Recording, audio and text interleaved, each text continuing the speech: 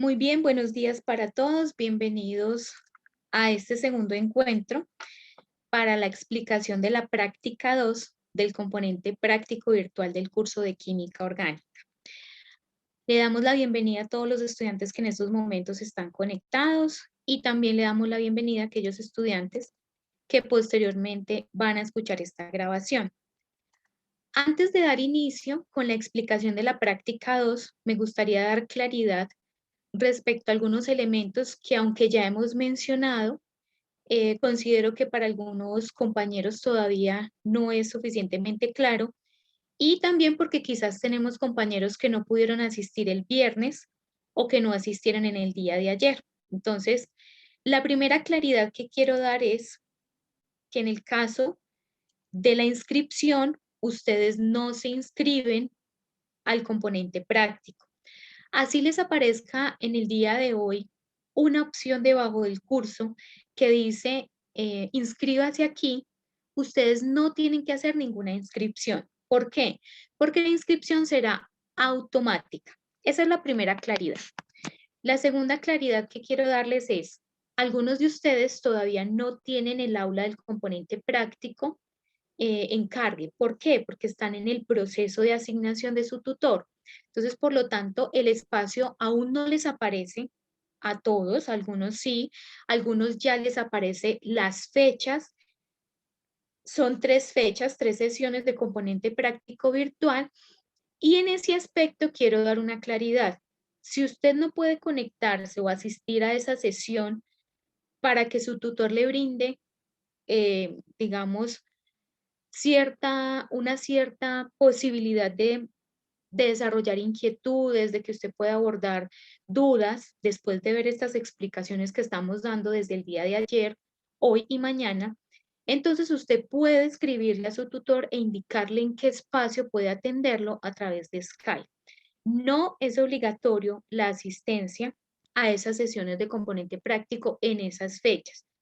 Va a quedar una grabación de esa sesión que va a tener el tutor, donde va a hacer explicaciones precisas, donde sus compañeros van a participar con ciertas dudas y van a poder despejar esas dudas e inquietudes, ¿sí? Entonces, no se angustien porque no pueden asistir, porque se les cruza con otro laboratorio. Recuerden que para eso es esta grabación, para eso estamos haciendo este ejercicio de la explicación de las prácticas, para que ustedes puedan tener un material y puedan tener la oportunidad de revisar otros componentes prácticos que de pronto se les va a cruzar con esas fechas o que tienen alguna situación laboral o personal porque no pueden acudir.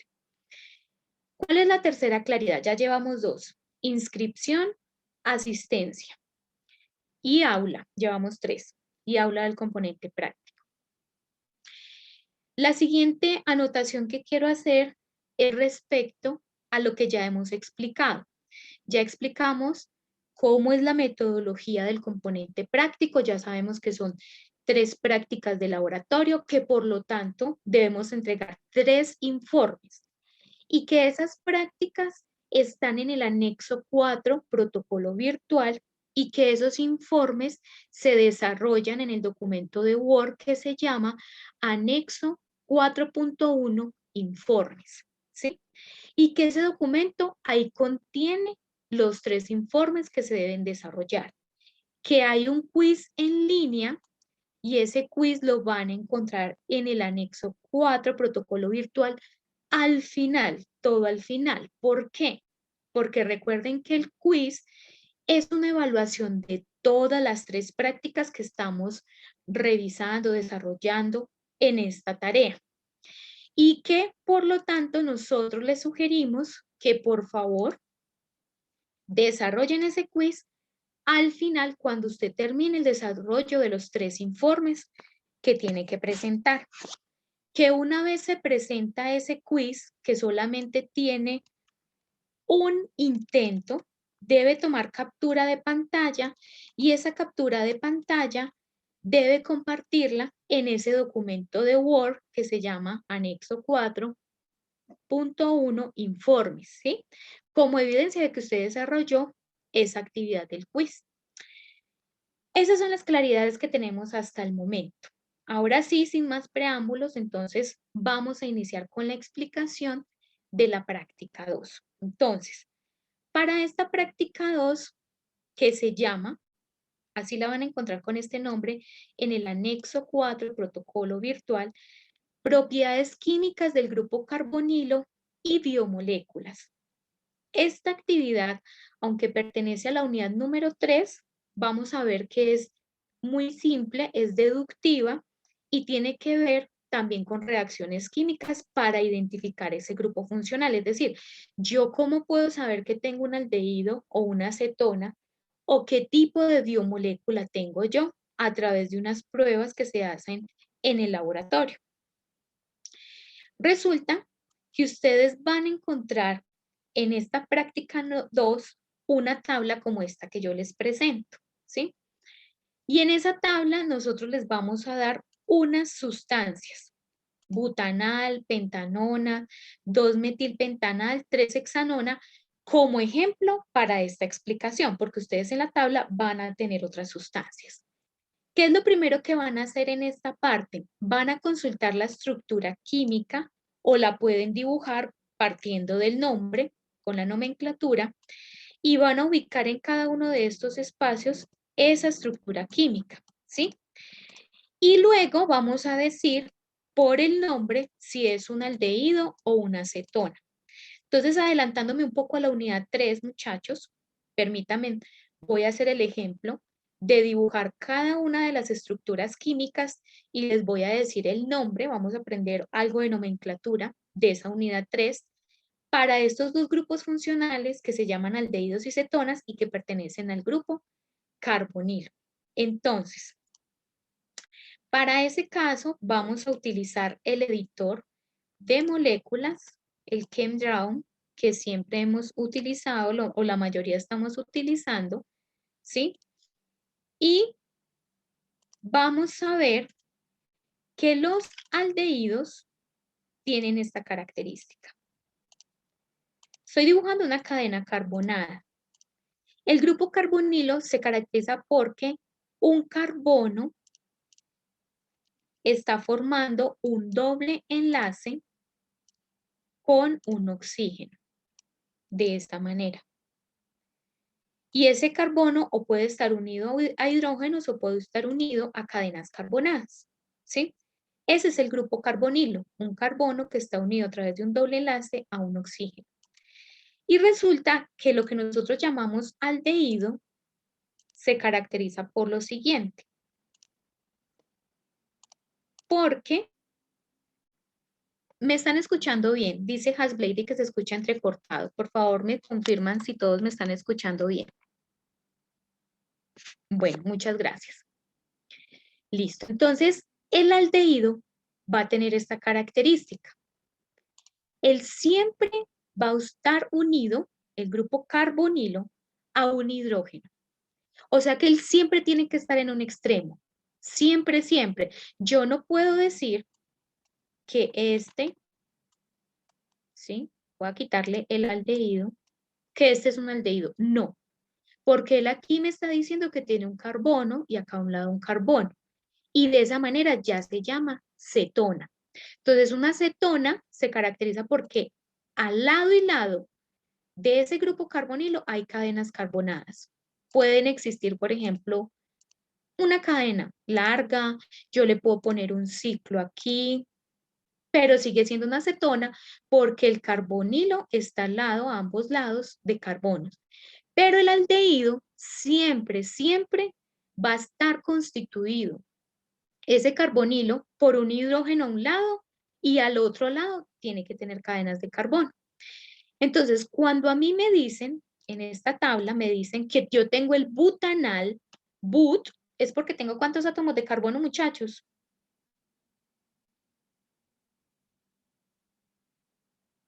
4, muy bien, butanal.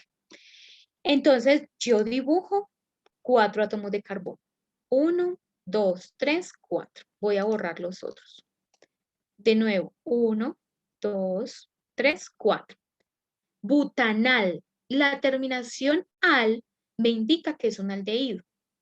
Ahora, cuando yo tengo una acetona, La terminación para ese tipo de grupo funcional es ona.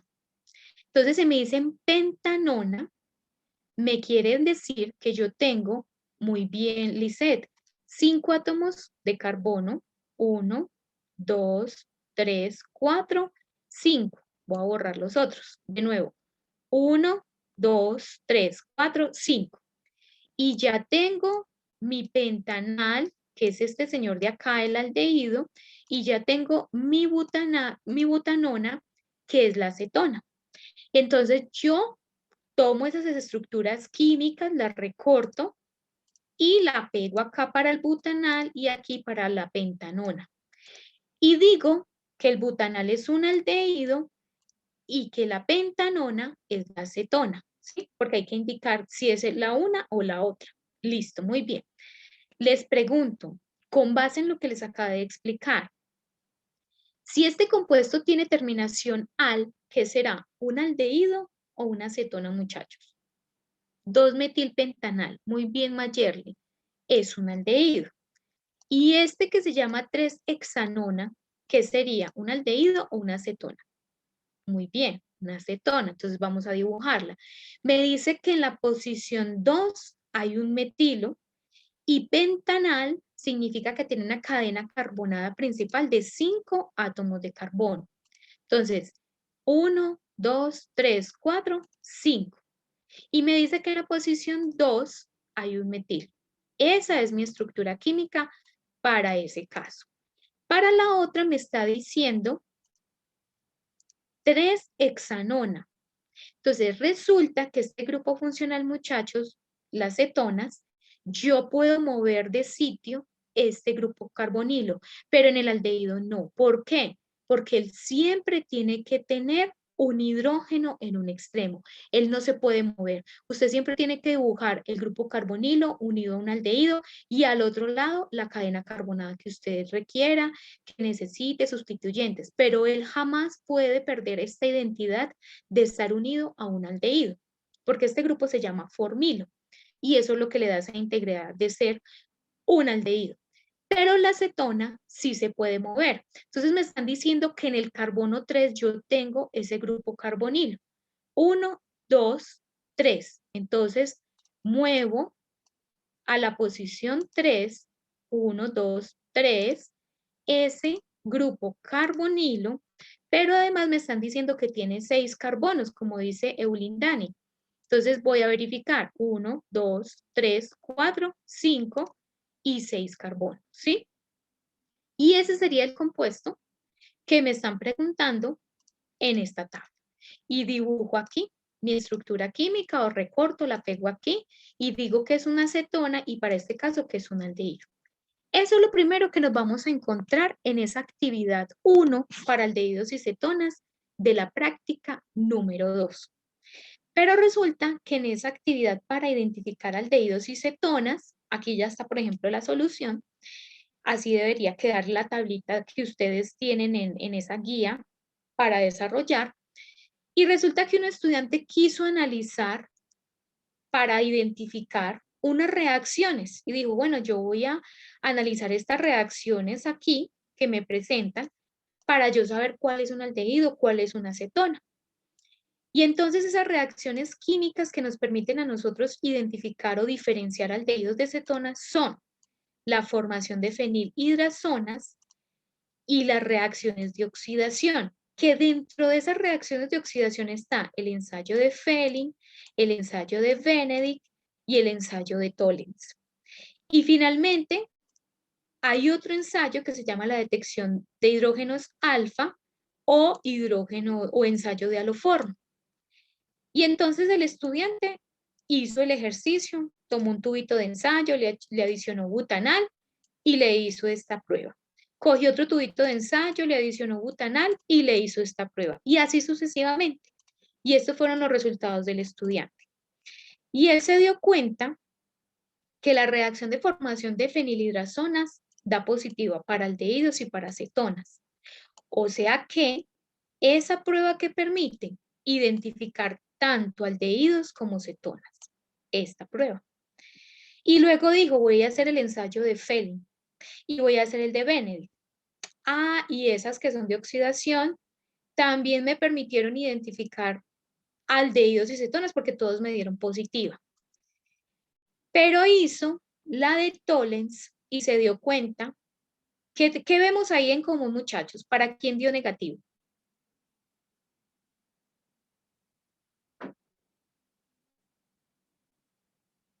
Para las cetonas nos dio negativo. Muy bien.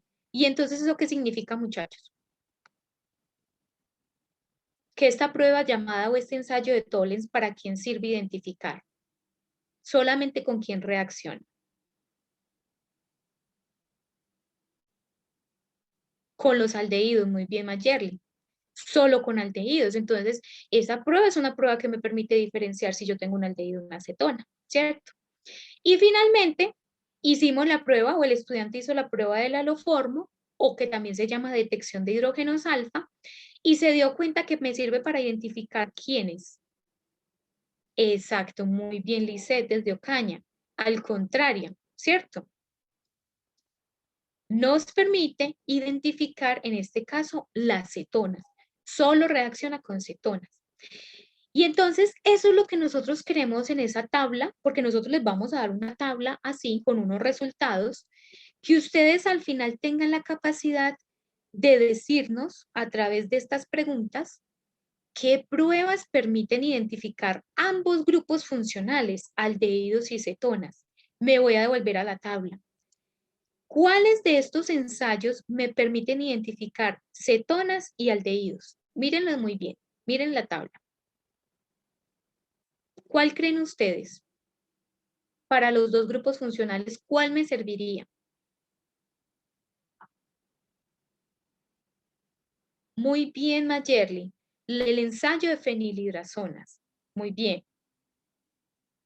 ¿Qué otra?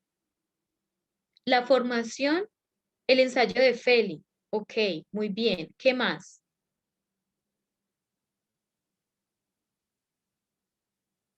Y Benedict. Muy bien. ¿Listo? ¿Por qué pasa eso? Ya les voy a explicar por qué. Entonces me voy. Esto es lo que ustedes van a ver en el video. Entonces en el video les van a explicar que el reactivo, ¿sí? Este reactivo de acá, cuando reacciona o con una acetona o con un aldehído, forma un precipitado amarillo o naranja, dependiendo del tipo de sustancia que nosotros tenemos.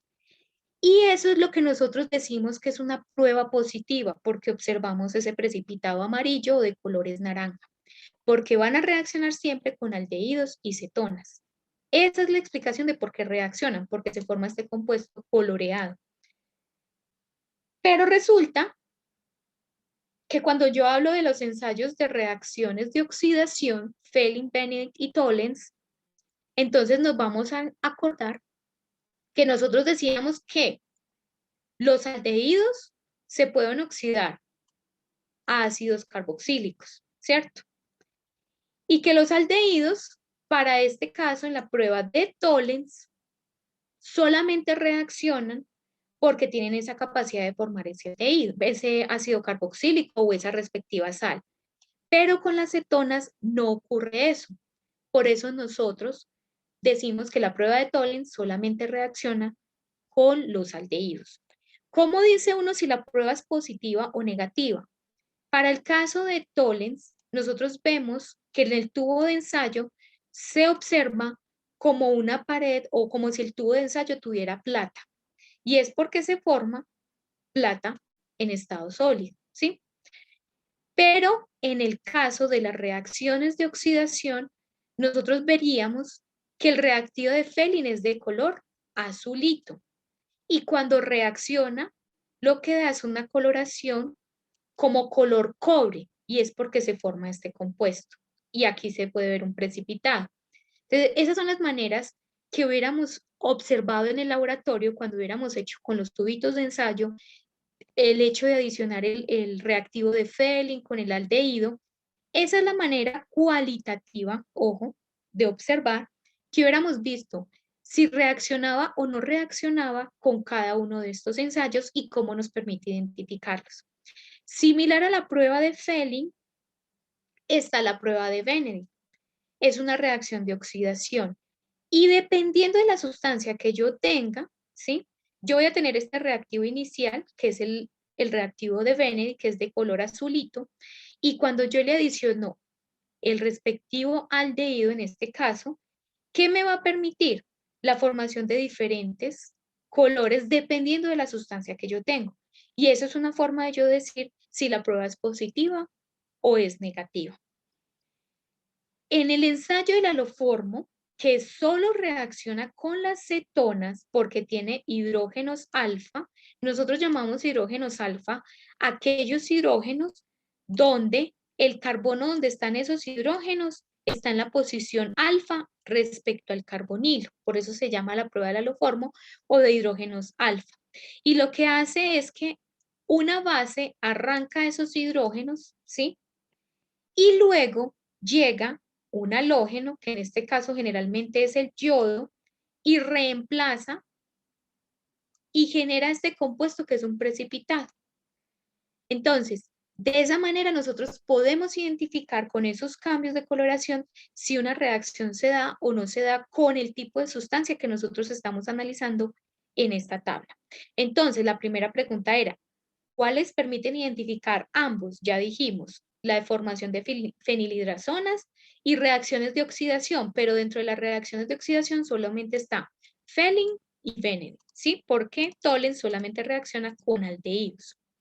La siguiente pregunta es, ¿qué pruebas permiten identificar solamente aldehídos? Me devuelvo. ¿Cuáles creen ustedes? Solamente aldehídos. Tollens, muy bien, Carly. ¿Qué más? Solo aldehídos, ¿cierto? Listo. La siguiente pregunta. ¿Qué pruebas permiten identificar solamente cetonas? Solo es para cetonas. Muy bien. La del aloformo o la detección de los hidrógenos alfa. Y luego nos dice, ¿qué tipo de alcohol permite obtener la oxidación de un aldehído? Recuerdan que nosotros vimos esa parte en la tabla 1 de la presente tarea. De la tarea, en estos momentos estamos en la tarea 3. ¿Qué alcohol formo cuando tengo un aldehído? ¿Primario, secundario o terciario?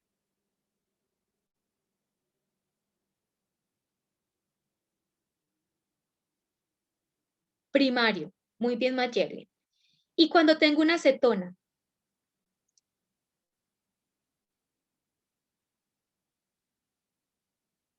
¿Un alcohol primario, secundario o terciario?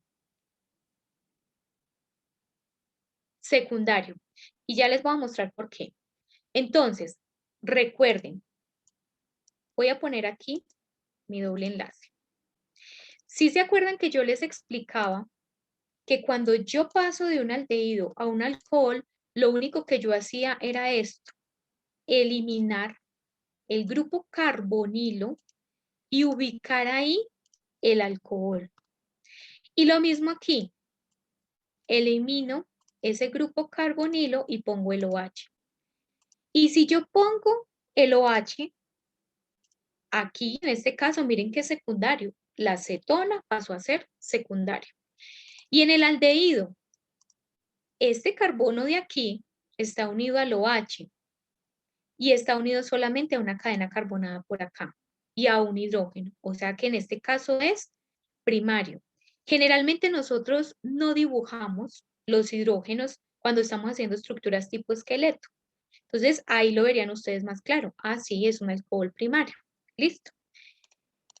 Y esas son las preguntas, muchachos, que hay que desarrollar con esa tabla. Obviamente, como les decía, nosotros no les vamos a dar esta tabla. La tabla que les vamos a dar para ese caso, aquí tengo el anexo 4.1 de informes, entonces me voy para la práctica número 2 porque ya terminé, sí, ya hice mi práctica 1 y arranco, miren aquí la tabla, y me dicen entonces pentanal, butanona, propanal y pentanona, ¿cierto? Y entonces hago las estructuras químicas y luego digo si es un aldehído o una acetona, ¿cierto? Y continúo. Y aquí tengo la tabla 6, donde me están dando también unos resultados para ese tipo de sustancias. Y aquí están las preguntas que con base en lo que yo les acabo de explicar, de lo que hicimos de ejercicio, hay que responder. Y ahí ya terminó la actividad 1, que relaciona aldehídos y cetonas. ¿Sí? Claros hasta allí, muchachos, el desarrollo de esa práctica número 2, para esa actividad 1.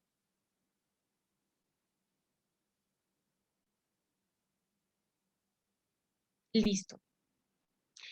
Y entonces resulta que esa práctica 2 también tiene una actividad número 2, porque es que a mí me están diciendo que vamos a estudiar las propiedades del grupo carbonilo y de las biomoléculas.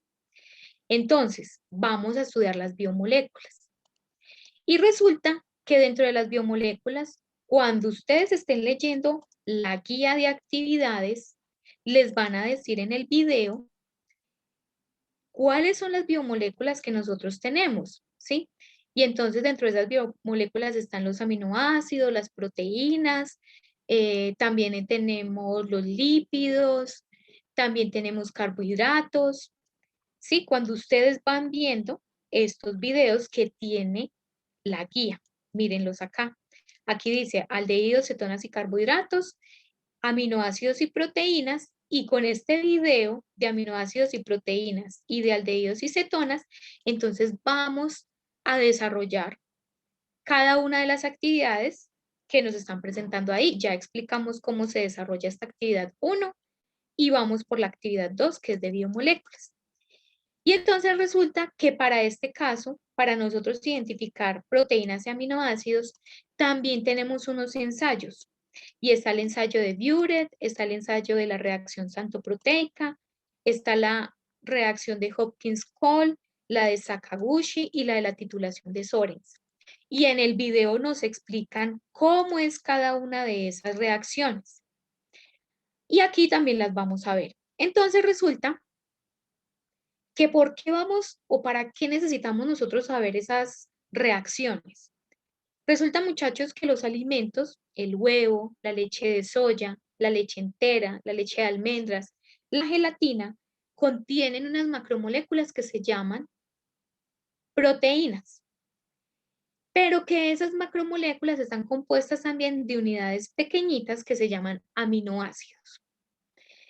Y resulta que esas macromoléculas son muy importantes para nosotros, nos traen muchos beneficios. Por ejemplo, el huevo contiene albúmina, la leche tiene caseína, la caseína se encarga de como de agrupar los iones de calcio y por eso dicen que la leche es una fuente de calcio.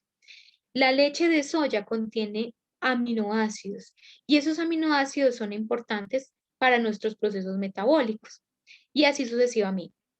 Resulta que con estas reacciones químicas uno puede decir de forma cualitativa cuánto tengo yo de proteína, es decir, cuál es más rica en proteína, cuál es más rica en ciertos aminoácidos. ¿Y cómo? Porque uno va haciendo pruebitas de ensayo. Entonces, por ejemplo, la prueba de Buret, el reactivo es de color azulito.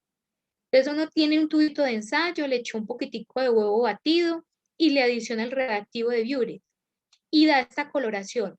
Mientras más fuerte ese color morado, significa que la concentración de proteína que tiene usted ahí es mayor. Y entonces la tabla me dice, yo hice la prueba de Buret para el huevo, para la leche de soya, la leche entera, la leche de almendras y la gelatina. Y me dice que la tonalidad para la gelatina es fuerte, o sea, era un morado fuerte. Que la leche de almendras muy baja. Que la leche entera muy baja. Pero la leche de soya muy alta o es muy fuerte. Y en el caso del huevo, que es moderado. Y entonces nos preguntan, me voy a remitir a las preguntas, con base en lo que usted observó en esa tabla, es decir, la intensidad de la tonalidad en la prueba de Buret, ¿cuáles muestras tienen mayor contenido de proteína y por qué? Me devuelvo a la tabla. Con base en eso, muchachos, ¿qué alimento tiene mayor contenido de proteína y por qué?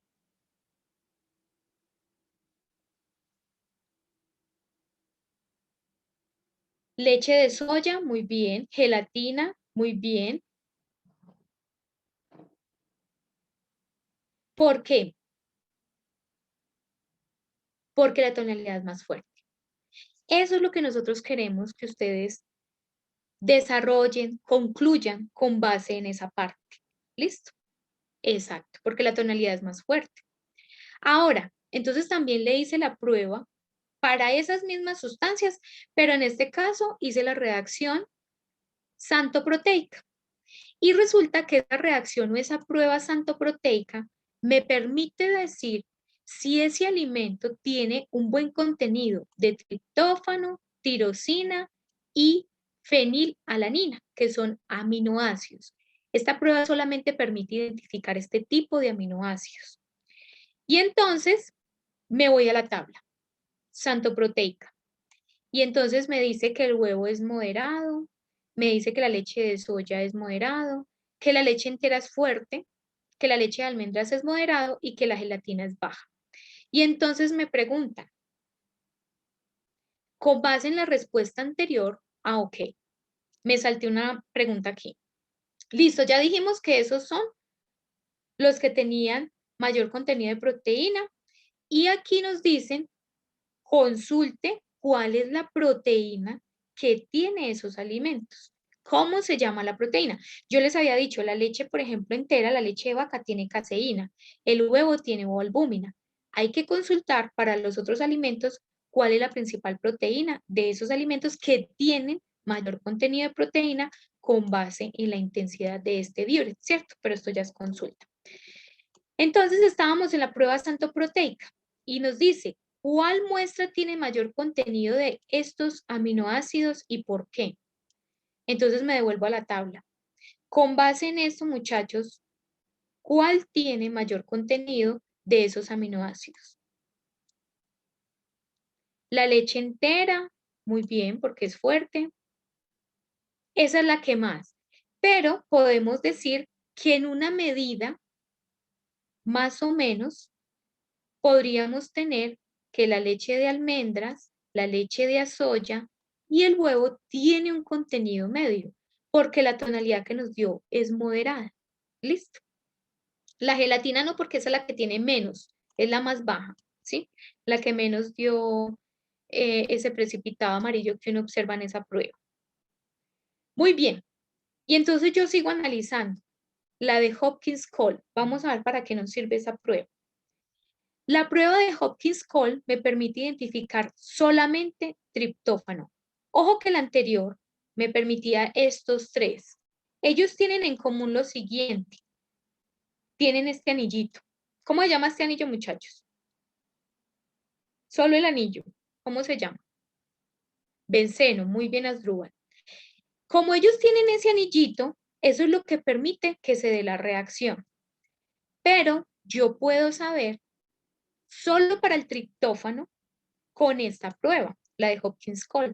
Y entonces reacciona el triptófano.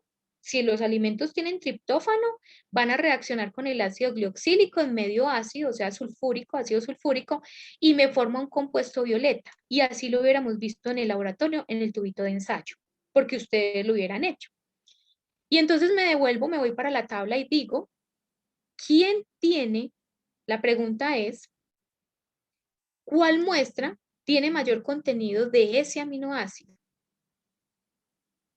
Y entonces miramos, gelatina sin tonalidad, no tiene. La leche de almendras, parece que tiene bastante de ese triptófano. La leche entera más o menos y el huevo. Podríamos decir que los principales alimentos que contienen ese triptófano, primero está la leche de almendras, luego decimos que la leche entera y el huevo. Esos son los alimentos que contienen. Listo, ya le dimos respuesta a esto. ¿Qué por qué? Porque con base en la prueba que se realizó para Hopkins Cole, que nos permite identificar este aminoácido, de acuerdo con la tonalidad o con lo que nosotros observamos de forma cualitativa, se puede concluir esto. Esa es la manera en que uno argumenta una respuesta. No es solamente decir leche de almendra, leche entera, no, porque ahí dice justifique su respuesta, ¿cierto? Entonces hay que decir por qué. Listo. Seguimos analizando estos alimentos a ver cuáles son buenos, porque muchachos, esto es de verdad, o sea, esto sí nos permite identificar y uno decir qué alimento puedo consumir. Ahorita vamos a llegar a una conclusión muy chévere. Y entonces sigue la prueba de Sakaguchi. Y me voy para la prueba de Sakaguchi a ver qué dice. Que estas explicaciones las van a dar en estos videos de la guía. Mire, por eso es que es muy importante que ustedes lo vean porque ahí explicamos estos de acá. Aquí en todos estos videos ustedes van a ver cada uno de esas reacciones, explica cómo se hace todo el proceso. Entonces tomen el tiempo de ver cada uno de los videos que es bastante interesante. Listo. Y entonces me fui para la prueba de Sakaguchi y resulta que la Sakaguchi me permite identificar solamente el aminoácido arginina. Y es porque esa reacción de esa arginina con el reactivo de Sakaguchi, que es todo esto, el alfa-naftol con en un medio con bromuro de sodio, con hidróxido de sodio, que es un medio básico, me permite la formación de este compuesto, que es de un color como rojizo. Y me devuelvo a la tabla. Y me dice que los alimentos que contienen mayor contenido de arginina, ¿cuáles son? El huevo, la leche de soya, la leche de almendras. Muy bien. De esos podríamos decir, ¿por qué, muchachos? ¿Cómo argumentamos la respuesta?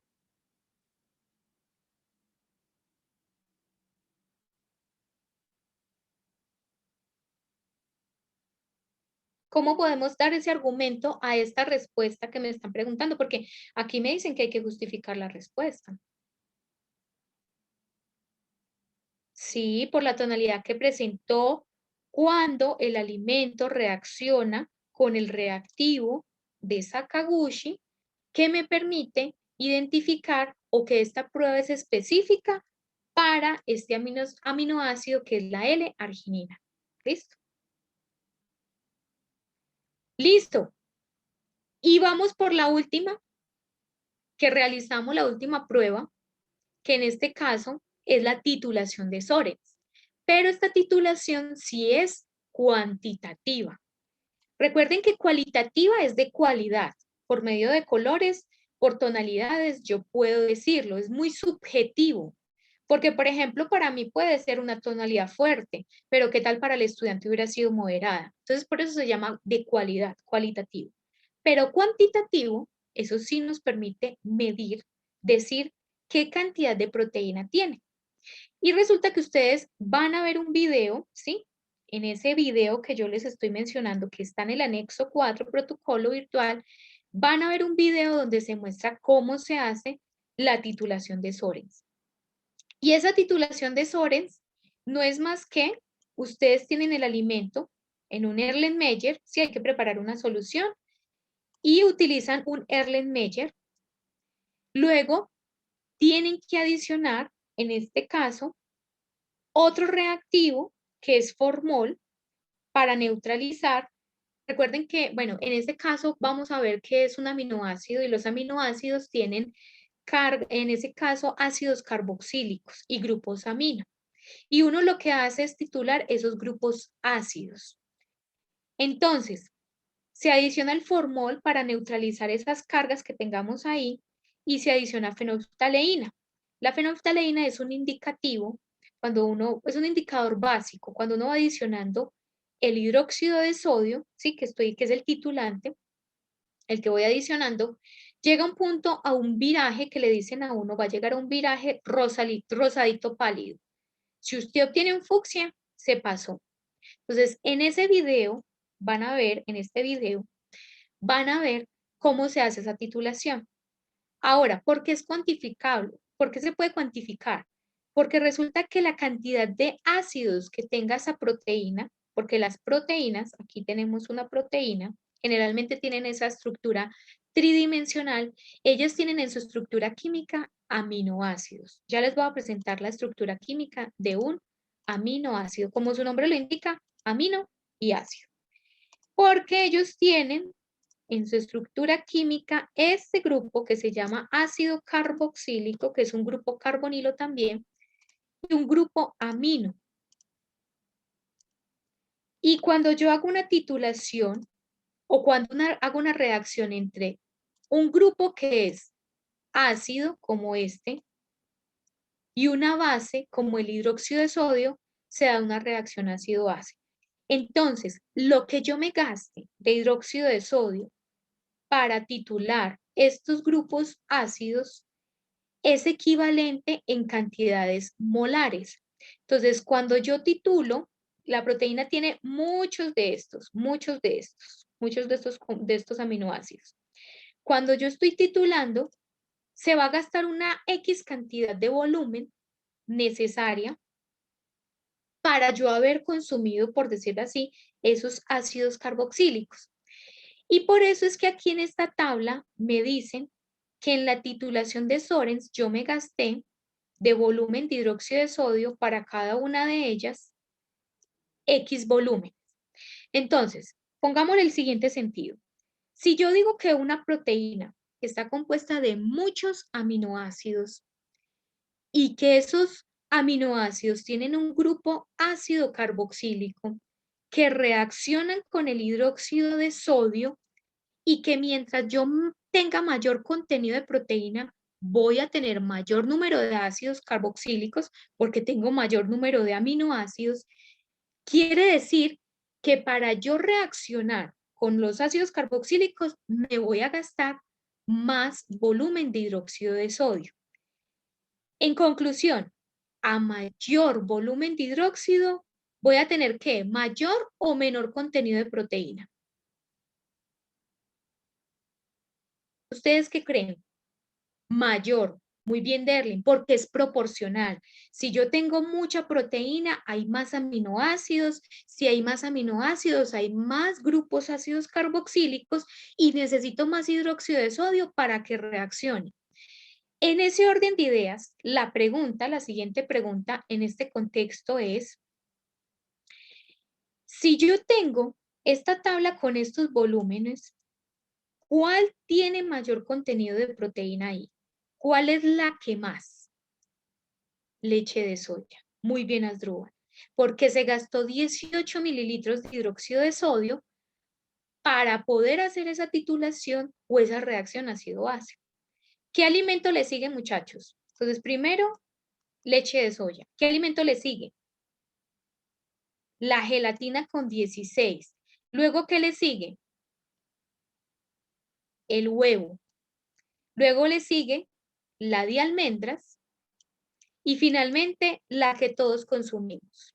Y la más cara mucho. Bueno, es más cara la leche de soya, pero yo sí les digo, muchachos, la leche entera es agua, literal. Por todos los procesos por los cuales pasa ese tipo de alimento. La leche entera tiene muy bajo contenido de proteína. El aporte de aminoácidos es muy bajo. Y se van a dar cuenta cuando estudiemos los aminoácidos esenciales y no esenciales, la importancia de nosotros consumir esos aminoácidos. Entonces, ahí les dejo el dato. Si hubiéramos hecho esto en el laboratorio, nos hubiéramos, sí, la leche de soya, a muchos no les gusta, pero ya vienen con un sabor a vainilla y eso ayuda bastante. Entonces, esto es una buena conclusión para que revisemos nuestra alimentación. Y también es importante que revisen la manera en que están haciendo el proceso de cocción del huevo. La proteína del huevo se desnaturaliza, es decir, la dañamos cuando generamos una cocción muy alta. Hay bueno, eso lo vamos a ver en la web de la unidad 3, donde es un ejercicio de hacer una cocción del huevo entero o huevo tibio durante 1, 2, 3, 5 minutos hasta 15 minutos. Y ahí uno se da cuenta cómo cambia la coloración. Por eso es que hay personas que se dedican, o bueno, dicen exactamente, o hay dispositivos que le dicen a uno en cuánto tiempo y le avisan con alarma, debe cocer uno el huevito. Porque definitivamente, exactamente, Carley, si se torna de color negro, muchachos, ahí no están consumiendo nada. Prácticamente tiene que quedar en una coloración, la yemita, como una coloración naranjita, fuertecito. Pues tampoco tan crudo porque eso también tiene unas bacterias que nos pueden hacer daño. Pero sí tiene que quedar una coloración casi naranjita. La deslactosada No, pues es que ahí, imagínense, cuando es descremada, deslactosada, eso le quitaron de todo, muchachos. O sea, la leche entera definitivamente es un alimento que es muy costoso, primero porque pasa por muchos procesos y segundo, porque en realidad el valor nutricional no es tan bueno. Entonces, para que lo analicen, porque pues el precio sí es bastante considerable. Es que si analizamos los mamíferos, ¿sí? Si nosotros analizamos, ustedes han visto que los animalitos, ellos mismos nos enseñan. Uno tiene una etapa hasta donde consume el alimento o la leche materna, ¿sí? Pero no sé, los seres humanos continuamos tomando la leche por, pues siempre, pero hay unas etapas, o sea, nosotros en teoría no deberíamos de consumir. Hace mucho tiempo, cuando se hacía, se tomaba leche entera, pues sí, porque tenía sus propiedades, pero con todos estos procesos industriales que sufre la leche, pues se pierde mucho valor nutricional del alimento. Y lo que les decía, lo único que contiene es la proteína, la caseína, que forma como una especie de micela. Cuando yo hablo de micela, imagínense como algo así. La caseína es así, como si fuera un rollito. Y ahí tiene los iones, dentro de ese rollito tiene los iones calcio. Y pues cuando la consumimos, podemos tomar una X cantidad de calcio. Pero si vamos de eso a esto, pues ya hay cápsulas de calcio hidrosoluble que nos permiten absorberlas mejor en el organismo. Entonces, ahí es diferente.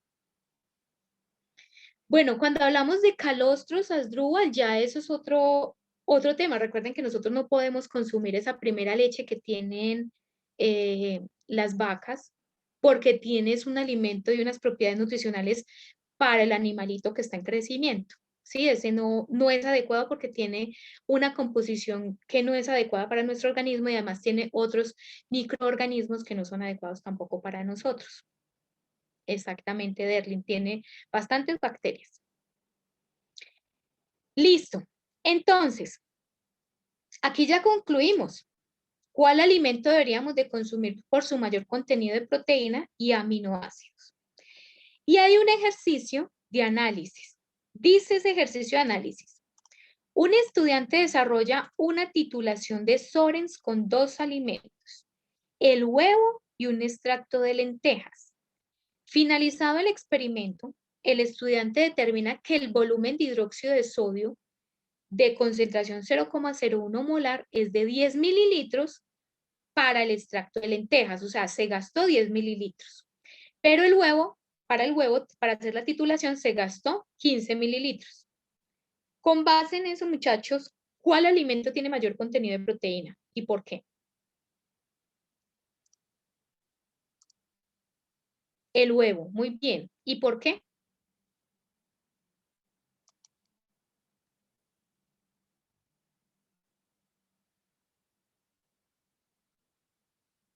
¿Cómo justificamos?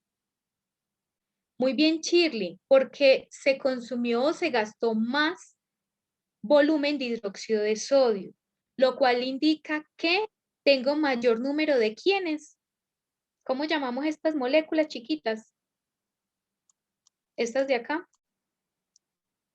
Si consume más volumen de hidróxido de sodio es porque tiene, exacto, muy bien, mayor contenido de aminoácidos. Y es porque tengo, o esto es proporcional a que tenga un mayor contenido de proteína. Recuerden, si tengo mucha proteína, esa proteína está compuesta de aminoácidos. Si tengo aminoácidos, significa que tengo unos grupos ácidos carboxílicos que van a reaccionar con ese hidróxido de sodio. Y a mayor cantidad de ese número de ácidos carboxílicos, pues me voy a gastar más volumen de hidróxido de sodio. Eso hay que justificarlo aquí. Ojo, no me vayan a decir solamente que es el huevo. Listo, hay que hacer esa connotación, ese análisis de fondo para dar la justificación de esta respuesta. Listo, muchachos. Hasta ahí vamos aquí. Ya hicimos explicación para la actividad 1 de aldehídos y cetonas. Acabamos de hacer la explicación de cómo se desarrolla la actividad de biomoléculas, sí, que es analizar la tabla y sacar unas ciertas conclusiones de acuerdo con las preguntas que me están dando en el anexo 4.1. ¿Difícil o fácil, muchachos?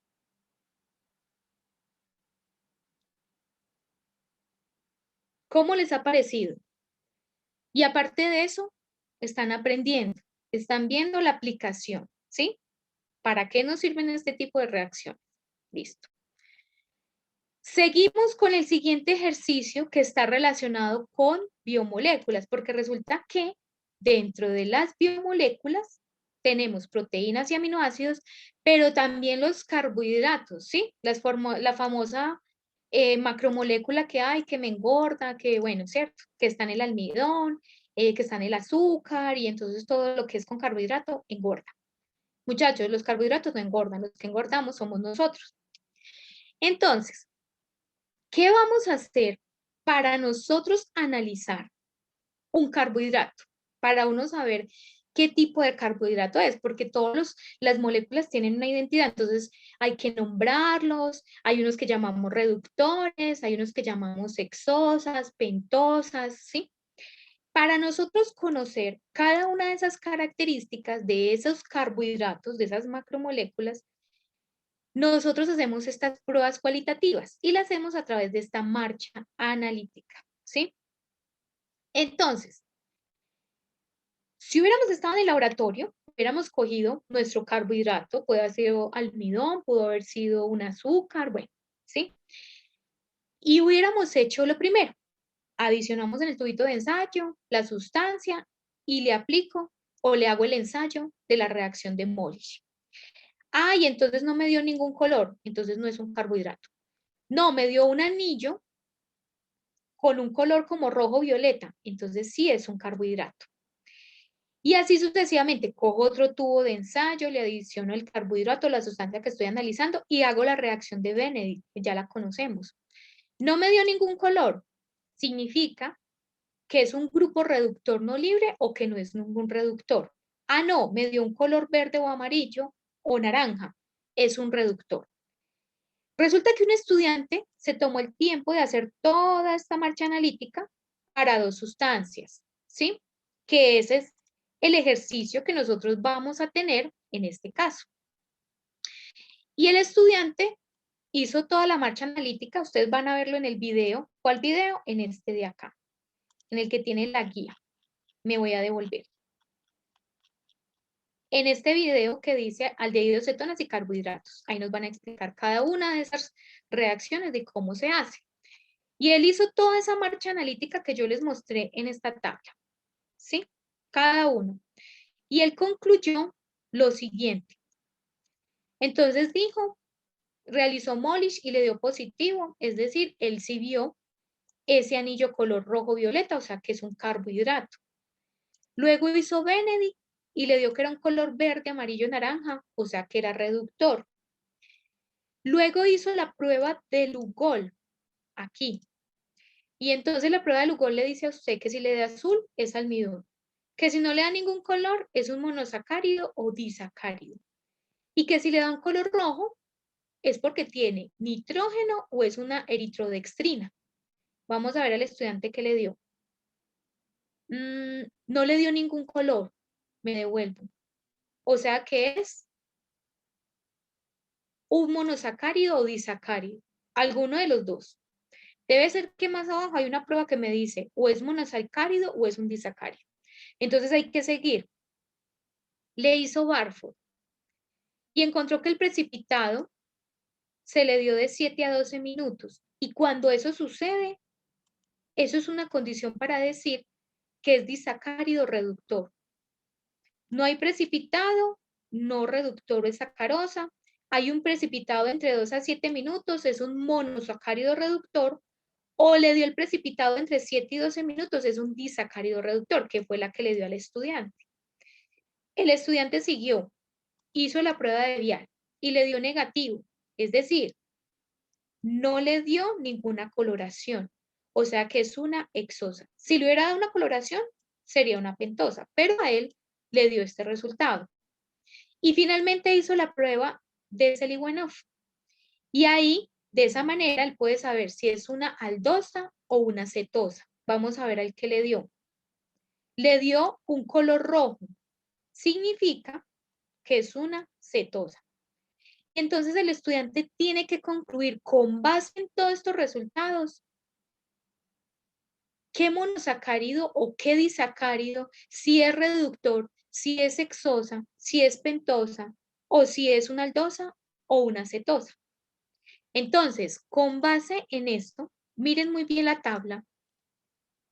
¿Ustedes qué me pueden decir de ese carbohidrato que ese estudiante tiene?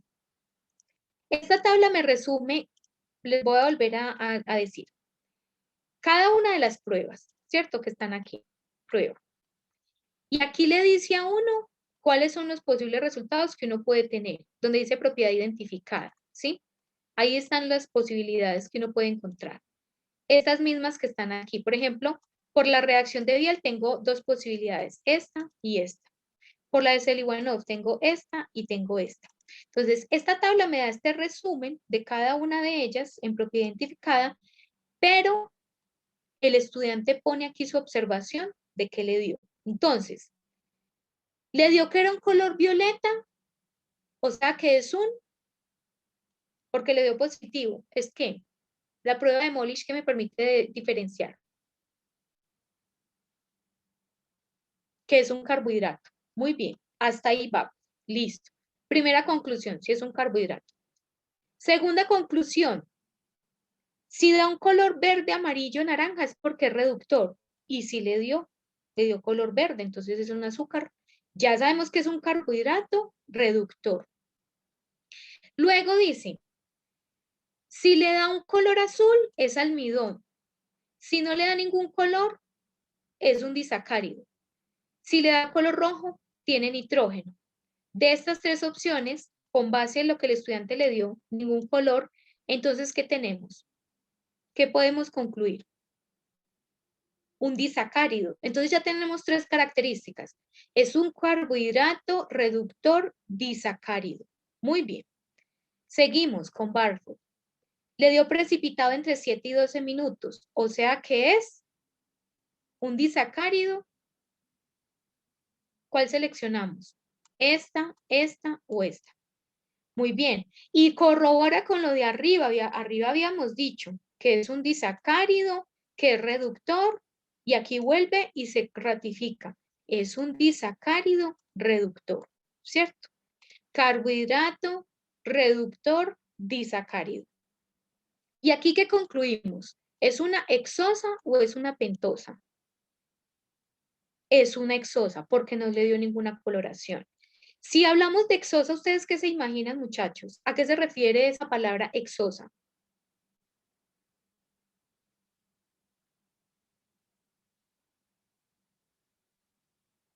Hexosa y pentosa, ¿a qué les suena a ustedes esa palabra? Muy bien, a 6 Asdrúbal. Entonces, ahí me voy a adelantar. Resulta que cuando tenemos carbohidratos, muchachos, nosotros podemos tener estructuras cíclicas que forman o un sistema de 5 o un sistema de 6. A eso se refiere, hexosa, pentosa. ¿Listo? Eso es algo que vamos a ver en la unidad 3, pero que también se explica en los videos que tenemos en la guía. ¿Listo? Listo. Entonces, carbohidrato, reductor, disacárido y es una hexosa. ¿Sí? Hexosa. Y finalmente, ¿es aldosa o cetosa? Es una cetosa porque le dio positivo color rojo, ¿cierto? Cuando hablamos de cetosa y aldosa, ¿ustedes qué se imaginan que es, muchachos? ¿Qué será? Cetosa, aldosa. ¿Qué se acuerdan que explicamos ahorita de primero de primero? Muy bien, cetosa de cetona y aldosa de aldehído. Perfecto. Significa que en su estructura química, cuando yo la llamo cetosa es porque tiene la presencia de una cetona, pero si yo la llamo aldosa es porque tiene la presencia de un aldehído. Y entonces finalmente el estudiante concluye esto, que es un carbohidrato reductor de tipo disacárido, de hexosa y cetosa. Y esa es la conclusión que ustedes deben de tener en esa primera instancia, ¿sí? Voy a mostrarles.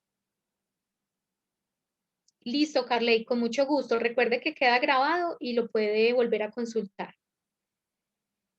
Y entonces aquí les van a preguntar, por favor, de una conclusión con base en esa tabla 8, aquí.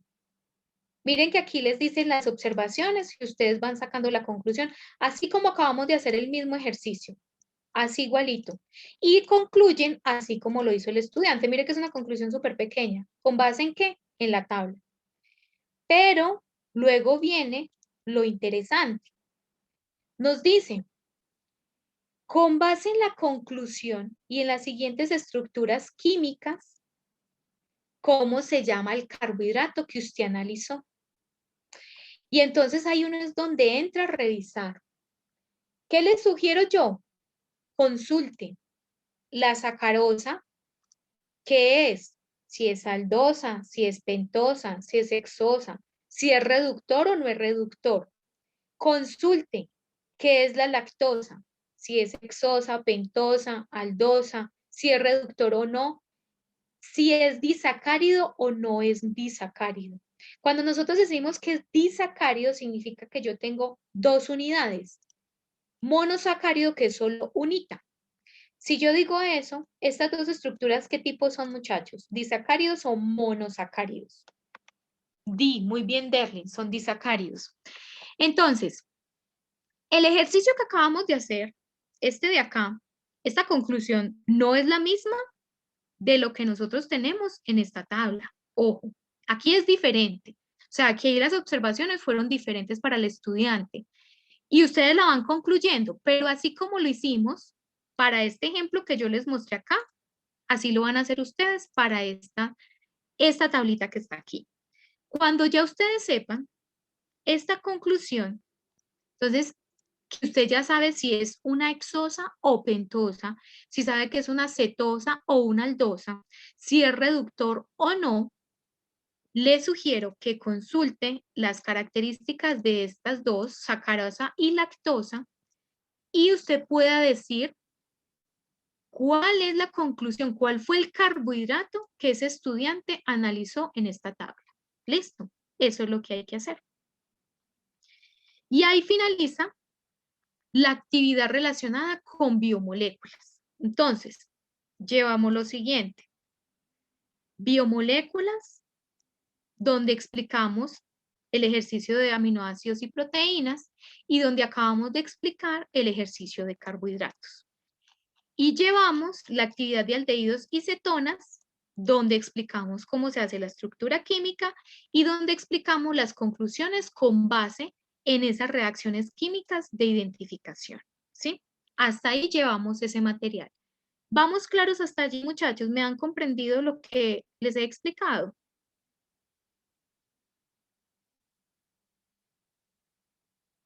Listo. Igual recuerden que en el camino, cuando ustedes se enfrenten a desarrollar esta actividad, van a surgir las dudas. Para eso son los espacios que hemos generado o que algunos ya tienen generados unas fechas, que si no pueden estar en esas fechas, recuerden que pueden consultar, indicarle a su tutor a través de Skype, a través de correo, que si le da un espacio para ustedes generar unas inquietudes y que él se las explique de forma puntual. ¿Listo? Muy bien. Entonces resulta que en esa práctica 2, muchachos, nosotros también vamos a estudiar un grupo carbonilo que les venía hablando. Sí, Vivian, este es el enlace. Ya les voy a pasar el enlace de asistencia.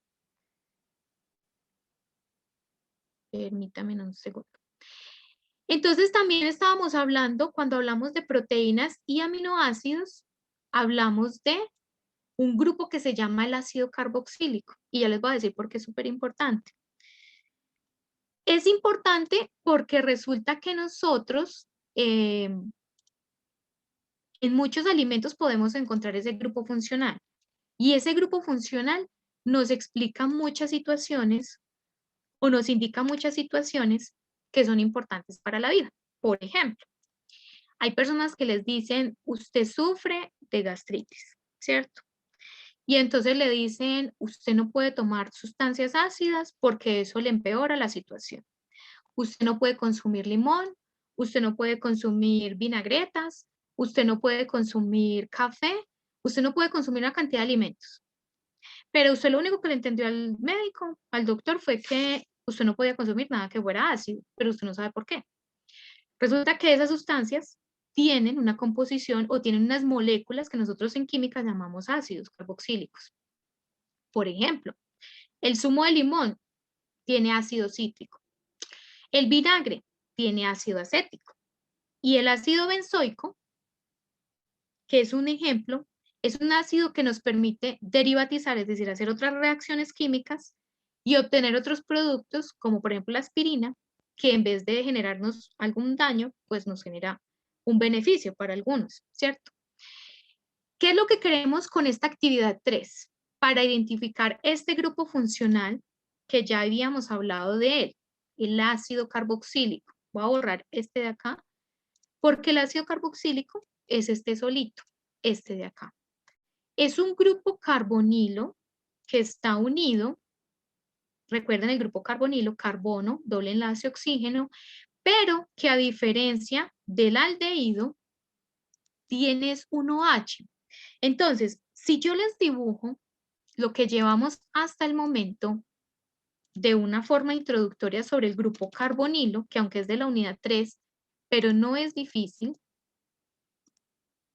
miren lo que nosotros podemos encontrar en similitudes de eso que nosotros llamamos grupo carbonilo. Va cambiando como un ladito, ¿sí? El aldehído tiene un grupo que se llama formilo, porque es el carbonilo con este hidrógeno. La acetona tiene ese grupo carbonilo, pero a ambos lados tiene cadenas de carbono. Pero el ácido carboxílico tiene ese grupo carbonilo y ese grupo OH, o hidroxilo. Y resulta que ese protono, ese hidrógeno que está ahí, nosotros lo llamamos ácido. Por eso se llama ácido carboxílico. Y entonces, esa característica de este grupo es la acidez, ¿sí? Es una propiedad, es algo que los hace únicos. Y en química, nosotros podemos medir esa acidez a través de una magnitud, o una cantidad, o un valor, y se llama el pKa, ¿sí? Y entonces a mí me dice, consulte el valor del pKa para el ácido cítrico, para el ácido acético y para el ácido benzoico. Lo pueden consultar en línea, los valores de las fichas de seguridad de cada sustancia, o en este caso Wikipedia tiene valores que son acertados. Para este valor es posible. Y entonces me dice la teoría que cuanto más grande sea ese pKa, será menor la fuerza del ácido, ¿sí? Ahora, si yo tengo esa concepción, es decir, si ese valor de pKa me dice qué tan fuerte es ese ácido, qué tan débil es el ácido, y que cuanto más grande sea el pKa, menor es la fuerza del ácido, entonces ahí tiene una pregunta. Sí, hay una fórmula, el pKa, lo que pasa es que en el pKa usted podría determinar el menos logaritmo de la constante de acidez, es decir, menos logaritmo de Kapsu-A. Pero como ya existe, o sea, ya la literatura, ya hay personas que se dedicaron a calcular esos valores, solamente hay que consultar los valores o las magnitudes como tal, ¿sí? Entonces no hay que calcular. Pero el pKa se puede calcular con la ecuación de menos logaritmo de la constante de acidez, o sea, de Kapsu-A. Y entonces ya consultamos el pKa para cada una de estas sustancias. Y me dice que si yo tengo un valor fuerza del ácido. Hay unas preguntas que me relacionan en ese anexo 4.1 de informes sobre esa tablita que yo terminé de organizar aquí. Entonces, lo primero, hay que analizar los valores de pKa que ustedes consultaron. Lo segundo, ¿se acuerdan cuando hicimos las pruebas o cuando explicamos cómo con el papel tornasol podemos saber si una sustancia es ácida o no es ácida? Y entonces también lo hicimos para esta tabla o para este experimento, con estas sustancias, zumo de limón, vinagre y ácido benzoico. Y entonces el zumo de limón me dio que había un color rosado fuerte, pero en el vinagre era clarito y en el ácido benzoico era como más bien clarito. Y también yo puedo hacer reacciones ácido-base con bicarbonato de sodio. Ustedes han hecho, bueno, y uno lo hace mucho, que adiciona Le dice, no, es que para que se le baje la acidez, coja bicarbonato de sodio y adiciónele un poquitico, unas goticas de limón, y uno ve una efervescencia. O también cuando uno tiene el alcalcercer, ¿cierto? Y es porque se da esa reacción ácido-base. Y también hay un desprendimiento de dióxido de carbono, pero es porque viene de ese bicarbonato de sodio. Y mientras sea mayor la acidez y yo le adiciono ese bicarbonato de sodio, yo voy a ver más de ese gas, de ese monóxido, de ese dióxido de carbono que se forma. Es decir, esas burbujitas que nosotros vemos o esa efervescencia se debe a ese gas que se está formando. Con base en esos resultados, a ustedes les van a preguntar, 1, ¿cuál es el ácido que presentó un color más rojizo? ¿Sí? Eso es bastante claro de acuerdo con la prueba de papel tornasol. Luego les va a decir cuál ácido presentó un mayor desprendimiento de CO2 y les va a decir si esto es coherente. Es decir, que yo tenga un papel tornasol más rojizo significa que yo debo tener mayor desprendimiento del dióxido de carbono porque adicioné bicarbonato de sodio. ¿Por qué? Y eso lo pueden también concluir teniendo en cuenta los valores del pKa y con base en lo que les acabo de decir aquí, que si tengo un pKa mayor, ese ácido va a ser menos ácido. Es de análisis, son tablas de análisis, muchachos, lo que debamos hacer en esta parte de acidez o determinar la acidez de estas sustancias que contienen moléculas que tienen esa característica de ser un ácido carboxílico. Ahora, resulta que yo puedo conocer de forma, eso es de forma cualitativa, ¿sí? Pero de forma cuantitativa, a través de una titulación, ya no es la de Sorens, es una titulación normal ácido-base, yo también puedo conocer cuál es la concentración de esa molécula o de esa sustancia ácida en ese alimento. Entonces, para ese caso, nosotros proponemos un ejercicio. Y ese ejercicio se llama el equivalente de neutralización. ¿En qué consiste? Suponga que usted tiene una botellita de vinagre, ¿cierto? Y ya dijimos que el vinagre tiene ácido acético. Este es el ácido acético en esta ecuación, CH3COH. Y ustedes tienen ácido acético, pero ustedes quieren saber cuánto tienen de ese ácido acético en ese vinagre, porque es que el vinagre viene a una concentración bajita, si no, pues nos va a generar un proceso de quemadura, ¿cierto? Y entonces, a nivel de laboratorio, ¿cómo se hace eso? Entonces usted prepara, le dicen que tiene 25 mililitros de la muestra que va a titular, ¿sí? De ese vinagre, en una solución de vinagre, y tiene 25 mililitros, y que le adiciona fenolftaleína unas goticas que son el indicador que le va a permitir ver esa tonalidad rosadita, ¿sí? Y que empieza a titular con hidróxido de sodio con concentración 0,05 normal. Y que se gastó 15 mililitros para usted hacer esa titulación. Es decir, es lo que se consumieron esos ácidos carboxílicos que habían ahí en esa solución. Pero resulta que existe una ecuación para uno calcular la concentración que hay de ese ácido en esa muestra. Y es esta ecuación de acá. El volumen del ácido por la concentración del ácido me da el volumen, es igual al volumen de hidróxido de sodio por la concentración de hidróxido de sodio. Muchachos, les pregunto, cuando uno tiene un modelo matemático, uno siempre busca mirar dónde están las variables, a ver qué reemplazo, porque tengo una variable incógnita. Si yo quiero saber cuál es la concentración del ácido, ¿qué conozco yo ahí? ¿Qué variables conozco yo ahí de esa ecuación?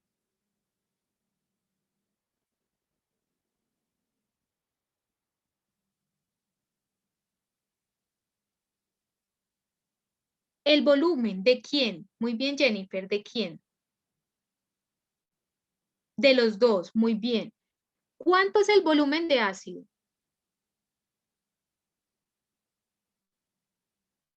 25 mililitros, listo, excelente. ¿Cuánto es el volumen de hidróxido de sodio que me gasté? 15 mililitros. ¿Y cuál es la concentración del hidróxido de sodio? 0,05 normal. Entonces, tranquilamente, yo despejo mi concentración de ácido, que es mi incógnita, y reemplazo valores, ¿cierto? Me cuido de tener las mismas unidades, súper importante. Pero recuerdo que en química general me dijeron que la concentración en molaridad yo la puedo expresar como moles por litro. Porque a mí me están solicitando que cuáles son las moles de ácido que yo tengo ahí. Y mire que ya la guía hace el despeje, que es lo único que tienen que hacer ustedes, reemplazos y cálculos, e identificar las variables como lo acabamos de hacer. Listo. Entonces ustedes calculan, porque ya conocen esto y ya conocen esto. Y les va a dar un valor. Pero resulta que yo puedo pasar esas moles a gramos. ¿Cómo? Con la masa molar. Entonces, si yo conozco la masa molar, en este caso, para este caso que les están indicando que es del ácido cítrico, ojo, yo estaba haciendo el ejemplo con el vinagre, es diferente. Ustedes deben consultar la masa molar del ácido cítrico y despejar los gramos de ácido.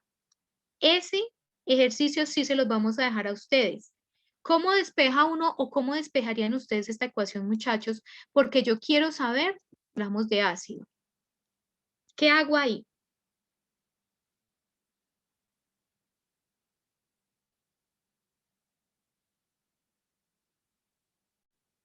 Mi incógnita son los gramos de ácido. Porque la masa molar yo la puedo consultar. Estas moles de ácido, ¿de dónde las saco, muchachos? Moles de ácido, ¿de dónde las saco? Listo, nos dice Derling, gramos de ácido es igual a la masa molar por moles de ácido. Muy bien, lo que está dividiendo pasa a multiplicar. Muy bien, sí, Juan Quintero. ¿Y yo cómo conozco las moles de ácido? ¿De dónde saco yo ese valor?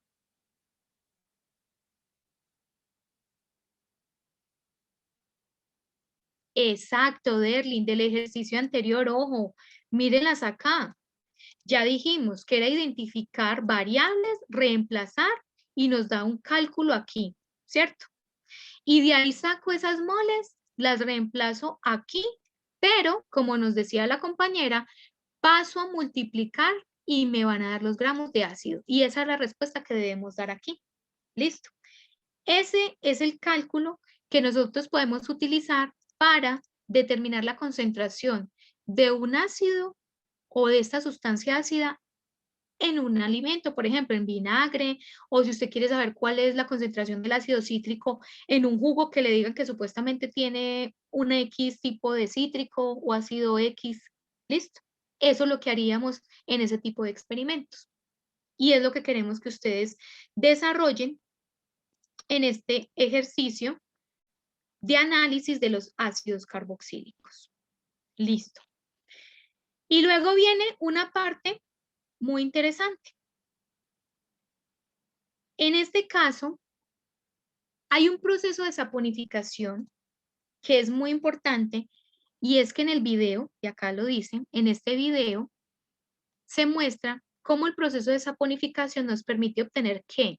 ¿Quién de pronto sabe para qué sirve ese proceso de saponificación? Y que es un producto que nosotros todo el mundo lo utilizamos. De pronto, ¿quién ha escuchado el proceso de saponificación? ¿Para qué nos servirá? Tiene que ver con grasas, sí.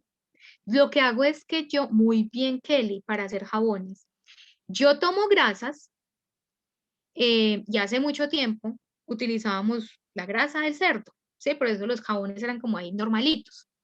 Pero allá aquí utilizamos en esta época que el ácido graso extraído de por allá de la planta del Amazonas, y entonces súper costoso ese jabón, porque es que como esa planta era súper difícil sacarla del Amazonas y tiene unas maravillas esos ácidos grasos, entonces para extraerlos se volvió súper caro el jabón, ¿cierto? Que ya no utilizamos la grasa del cerdo, sino que utilizamos otras fuentes naturales, por allá el pez no sé qué, y le sacamos la grasa no sé qué. De ahí viene, de ese proceso de saponificación, es decir, de tratar las diferentes grasas, puede ser de fuente animal, fuente vegetal. Dependiendo del tipo de origen que tengamos esa grasa, pues va a aumentar el valor agregado de ese producto, que en este caso son los jabones. Se toman esas grasas, reaccionan con una base fuerte, hidróxido de sodio o hidróxido de potasio, y esa sal que sale de ahí es lo que nosotros convertimos en jabones. Luego viene otro proceso que es de purificación, donde se le adicionan los aromas, donde le adicionamos otra cantidad de sustancias que hacen que los productos sean más costosos. Entonces, para este apartado, que es del ejercicio de saponificación y esterificación, vamos a ver el video y solamente vamos a responder estas preguntas que están aquí, ¿sí? Que es sobre ello. También van a hablar sobre el proceso de esterificación, de cómo se obtiene el acetato de etilo, que es un disolvente que utilizamos mucho, ya sea para las uñas, que es para quitarnos el esmalte, como disolvente. Entonces también nos hablan de esa reacción que permite la obtención de este producto de valor agregado en el mercado. Y luego de desarrollar ese ejercicio viene la parte de los montajes. Como hicimos así en la práctica 1, de tratar de identificar material de diarería, en este caso también lo vamos a hacer, pero lo vamos a hacer con otra dinámica. Ustedes ya no van a dibujar.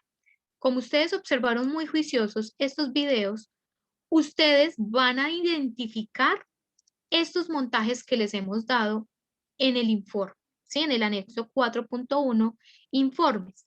Y entonces, como usted vio el video, y usted, este montaje se llama así y sirve para esto. Yo vi que este montaje lo utilizaban para esto y se llama así.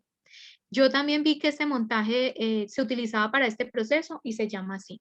Y eso es lo que vamos a hacer.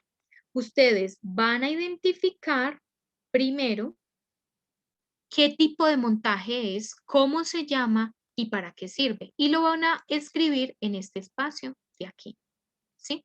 Por ejemplo, yo les mencioné por aquí este montaje. ¿Para qué servía?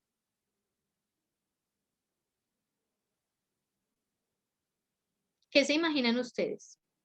¿Para qué servirá este montaje que acabo de seleccionar? Este de aquí, el de este cuadrito.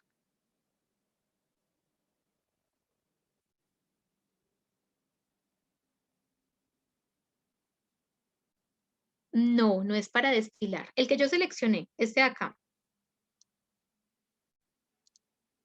Miren, ahí lo amplié.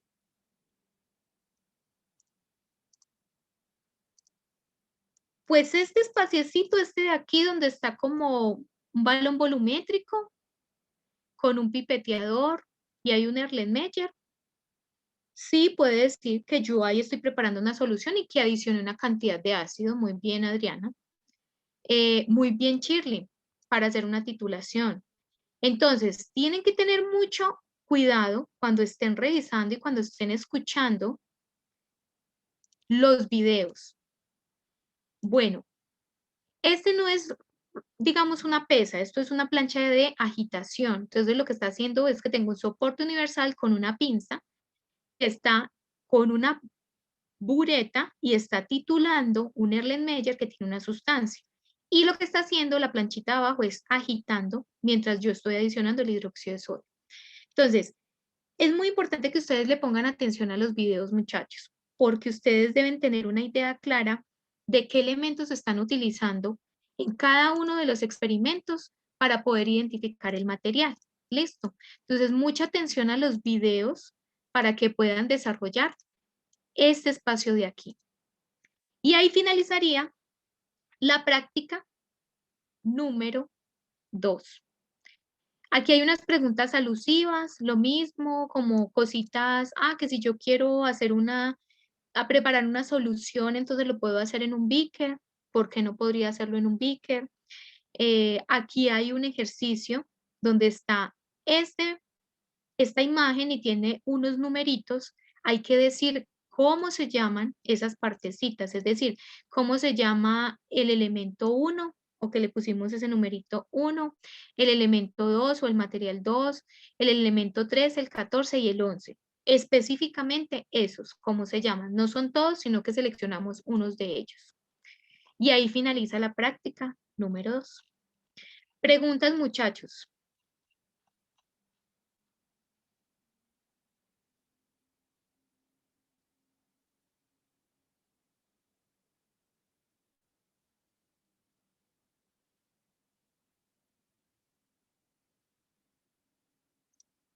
No tenemos preguntas.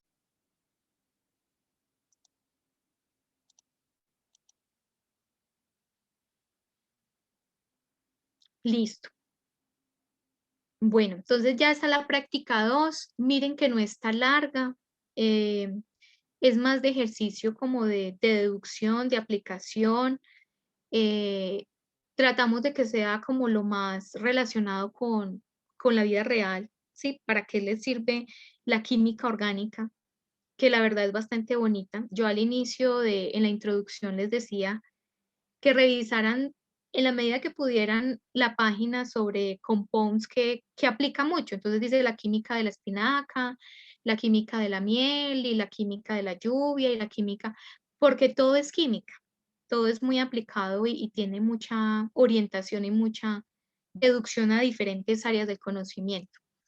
Entonces, traten en lo posible de irle trabajando con este material a esas prácticas, no están largas, no están complejas, y miren que es de aprender a identificar la reactividad de otra manera. No es lo mismo usted plantear una reacción a usted verlo de pronto que está desarrollando una reacción química de verdad, así sea de forma cualitativa, ¿sí? Que usted lo está viendo, lo está apreciando a través de cambios de color, pero usted sabe qué tipo de reacción. Si es una oxidación, usted la puede ver a través, al menos, de un cambio de colorcito. ¿Listo? Bueno, muchachos, eso era lo que quería contarles para el día de hoy. Les agradezco a todos su tiempo. Nos vemos mañana a las 8 de la mañana. La de mañana es súper corta, es demasiado corta. Entonces, a todos gracias por el tiempo. Les deseo muy buen día.